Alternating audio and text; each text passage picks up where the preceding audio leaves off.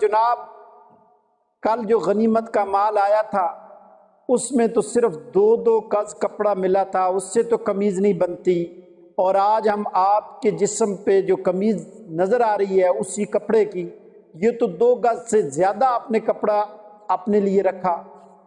تو میرا تو یہ اعتراض ہے۔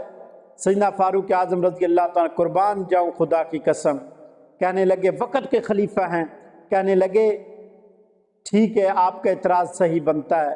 اپنے بیٹے کی طرف متوجہ ہوئے، فرمایا قم یا عبداللہ، کھڑے ہو جا، گواہی دو۔ حضرت عبداللہ بن عمر رضی اللہ تعالیٰ عنہ کھڑے ہوتے ہیں اور کھڑے ہو کے کہتے ہیں جی میں نے اپنے حصے کا 2 گز کا کپڑا اپنے والد محترم کو دیا اور انہوں نے قمیض بنا لی، لہٰذا میرے حصے کا بھی کپڑا اس کپڑے کے ساتھ جوڑ کر قمیض بنا دی گئی۔ خدا کی قسم قربان جاؤں لوگوں،